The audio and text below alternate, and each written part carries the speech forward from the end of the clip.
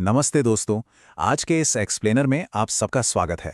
देखिए, आज हम वेल्थ बिल्डिंग यानी दौलत कमाने के उस तरीके पर बात करने वाले हैं जो बिल्कुल एक बागीचे को सजाने या गार्डनिंग करने जैसा है। होता क्या है ना, अक्सर नए इन्वेस्टर्स मार्केट में आते हैं और चाहते हैं कि वेल्थ बस रातों रात बढ़ जाए, जादू की तरह। लेकिन सच्चाई ये है कि वेल्थ बनाना एक पेशेंट आर्ट है। ये ठीक वैसे ही है जैसे एक छोटे से बीज को एक विशाल पेड़ में बदलते हुए देखना। एक किसान या माली की तरह आपको सही मिट्टी चाहिए, सही बीज चाहिए और मौसम के हर बदलाव से निपटने का लंबा धैर्य चाहिए। तो चलिए इसमें थोड़ा डिटेल में चलते हैं और एक पेशेंट गार्डनर के इस सफर को बिल्कुल नए ग्रोअर्स के नजरिए से समझते हैं। तो आज का हमारा ब्लूप्रिंट कुछ ऐसा दिखता है। हम इन 5 जरूरी स्टेप्स पर बात करेंगे जो लॉन्ग टर्म वैल्यू कल्टिवेट करने का रास्ता दिखाएंगे। सबसे पहले मीट द मास्टर गार्डनर, फिर प्रिपेयरिंग द सॉइल फर्स्ट, उसके बाद सिलेक्टिंग हाई क्वालिटी सीड्स, फिर वेदरिंग द मार्केट सीजन्स और आखिर में अ गाइड फॉर ग्रोअर्स। भाग 1, meet the master gardener, Warren Buffett. हमारा ये सफ़र शुरू होता है एक ऐसी शख्सियत की फ़िलॉसफ़ी को समझने से जिन्होंने वेल्थ क्रिएशन की इस कला में अपना पूरा जीवन लगा दिया। एक ऐसे मास्टर गार्डनर जिन्होंने अपने पेशेंस से पूरी दुनिया को हैरान कर दिया है।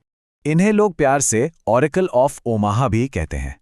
जी हाँ, हम बात कर रहे हैं 1930 में जन्मे वॉरेन बफेट की, जो बर्कशायर हैथवे के सीईओ हैं और दुनिया के सबसे बेहतरीन इन्वेस्टर्स में से एक माने जाते हैं। अब इनकी खासियत क्या है? वो क्विक स्पेकुलेटिव रिटर्न्स यानी रातों रात अमीर बनने वाली जल्दबाजी के पीछे कभी नहीं भागते।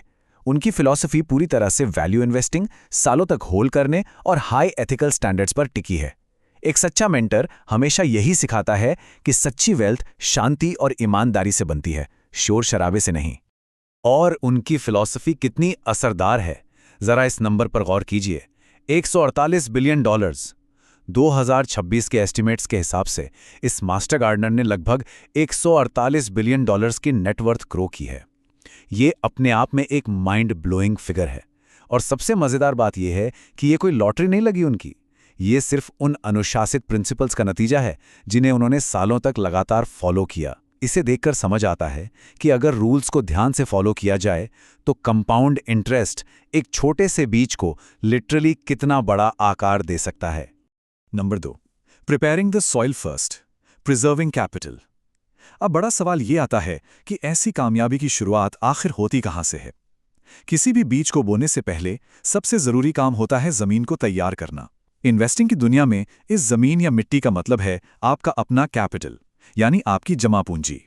बफेट साहब के 2 सबसे बड़े और गोल्डन रूल्स यही हैं। Rule number 1, never lose money, यानी अपने कैपिटल को हमेशा बचा कर रखिए। और rule number 2, never risk what can't be afforded to lose. इसका सीधा सा मतलब है कि कभी भी लिमिट से ज्यादा उधार लेकर और स्पेकुलेटिव इन्वेस्टमेंट्स में वो पैसा मत लगाइए जिसके डूबने से आपकी जिंदगी पर असर पड़े। एक समझदार माली कभी भी अपने खेत की मिट्टी को बंजर थोड़ी ना होने देगा। वेल्थ बिल्डिंग में सेफ्टी सबसे ऊपर होती है। क्विक रिटर्न्स के चक्कर में लोग अक्सर अपना कैपिटल खो देते हैं और बिना कैपिटल के आप कोई भी बीज नहीं बो सकते। भाग 3, selecting high quality seeds, knowledge and quality.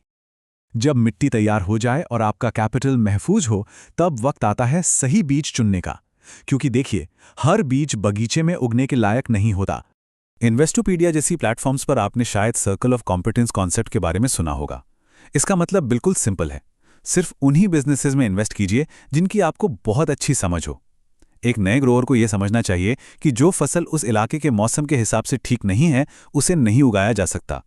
अगर आपको टेक इंडस्ट्री समझ आती है तो वहीं इन्वेस्ट कीजिए। अगर रिटेल का अच्छा नॉलेज है तो उस पर फोकस रखिए। अपने दायरे से बाहर निकलकर अनजान चीजों में पैसे लगाना खतरनाक हो सकता है। और एक बार जब आपका सर्कल डिफाइन हो जाए तो ऐसी कंपनीज ढूंढिए जिनके पास एक स्ट्रांग मोट हो। अब ये मोट क्या वाला है?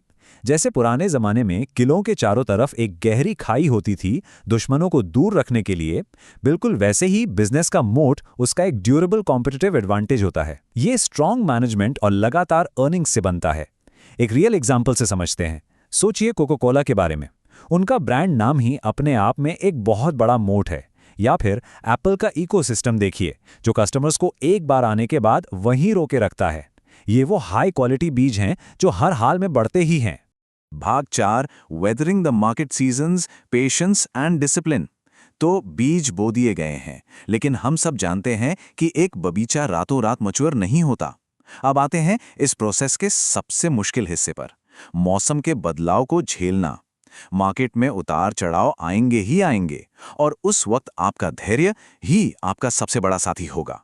वॉरेन बफेट की एक लाइन है जो दिमाग में बिठा लेने वाली है, the best holding period is forever. ये सुनने में जितना आसान लगता है ना, असल में इस पर अमल करना उतना ही मुश्किल है। सच्ची वेल्थ तब बिल्कुल नहीं बनती जब लोग शॉर्ट टर्म प्राइस गिरने पर पैनिक करने लगते हैं। जब आपने एक हाई क्वालिटी बिजनेस खरीद लिया तो उसे हमेशा के लिए अपने पास रखने का माइंडसेट बनाइए। देखिए, एक पेड़ को बार बार मिट्टी से उखाड़कर यह नहीं देखा जाता कि उसकी जड़ें कितनी लंबी हुई हैं, उसे बस वक्त देना होता है। एक सक्सेसफुल ग्रोअर कभी भीड़ के हिसाब से नहीं चलता। जब बाकी सब लोग लालची यानी ग्रीडी हो रहे हों तो आपको थोड़ा सावधान रहना चाहिए, पर जब मार्केट में पैनिक फैला हो, जब डर के मारे लोग क्वालिटी स्टॉक्स को सस्ते दामों पर बेच रहे हों, एग्जैक्टली उस वक्त आपको ग्रीडी बनना चाहिए। सच बताऊं, मार्केट क्रैशेस असल में उन अच्छे सीट्स को भारी डिस्काउंट पर खरीदने के सुनहरे मौके होते हैं। यही वो वक्त होता है जब सच्ची ग्रोथ का बीज बोया जाता है। इस सफर में मार्केट का शोर बहुत सुनाई देगा आपको। रोज नए ट्रेंड्स और फैड्स आएंगे जो आपका ध्यान भटकाने की पूरी कोशिश करेंगे। लेकिन यहां सीख यही है कि इस सारे नॉइस को कंप्लीटली इग्नोर किया जाए। एक नए ग्रोअर को सोशल मीडिया हाइप या डेली न्यूज़ के आधार पर डिसीजंस बिल्कुल नहीं लेने चाहिए। आपका फोकस सिर्फ और सिर्फ बिजनेस की इंट्रिंसिक वैल्यू पर होना चाहिए, यानी उस बिजनेस की असली कीमत क्या है, वो एक्चुअल में कितना मुनाफा कमा रहा है और उसका फ्यूचर कैसा है। बाकी सब जो है वो सिर्फ शोर है। तो इन सब बातों को समझने के बाद एक लाजमी सवाल तो बनता है, इन सारे लेजेंडरी रूल्स को ध्यान में रखते हुए एक टोटल बिगिनर, एक बिल्कुल नया ग्रोवर ये कैसे तय करे कि उसका हार्वेस्ट आगे चलकर फुली सक्सेसफुल होगा। भाग 5, अ guide for growers cultivating the future. आइए अब इन सारे प्रिंसिपल्स को समेटकर एक जगह लाते हैं और एक बेहद सिंपल एक्शनेबल गाइड बनाते हैं जिसे आज ही से फॉलो किया जा सके। तो ब्लूप्रिंट एकदम क्लियर है। स्टेप 1, अपने कैपिटल को सबसे पहले अननेसेसरी रिस्क से बचाइए, फालतू का उधार मत लीजिए। स्टेप 2, अपने सर्कल ऑफ कॉम्पिटेंस में रहिए और सिर्फ हाई क्वालिटी बिजनेसेस खरीदिए जिनका मोट बहुत स्ट्रांग हो। और स्टेप 3, पेशेंटली वेट कीजिए। यही वो स्टेप है जहां सबसे ज्यादा लोग गलती करते हैं। शॉर्ट टर्म टेंशन को छोड़कर पेशेंटली वक्त देने का डिसिप्लिन ही अल्टीमेटली आपको सक्सेस तक ले जाएगा। अगर इस एक्सप्लेनर से आपको इस वेल्थ बिल्डिंग बगीचे को समझने में थोड़ी भी मदद मिली है तो प्लीज चैनल को सब्सक्राइब जरूर कीजिए और लाइक बटन को हिट कीजिए। आपका ये छोटा सा एक्शन हमें ऐसी ही और कमाल की वेल्थ बिल्डिंग टिप्स लाने में बहुत मदद करता है।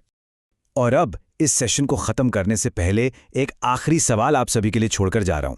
अगर सबसे बेहतरीन होल्डिंग पीरियड वाकई में फॉरएवर है, तो क्या सच्ची वेल्थ बनाने के लिए सबसे गहरी जड़ों का होना सबसे जरूरी नहीं है? इन जड़ों में वक्त लगता है, इनमें ईमानदारी लगती है और सबसे बढ़कर सीखते रहने की लगन लगती है। इस बारे में जरूर सोचिए और अपने वेल्थ बिल्डिंग के इस खूबसूरत सफर को पेशेंटली कल्टीवेट करना आज ही से शुरू कीजिए। जुड़ने के लिए बहुत बहुत धन्यवाद।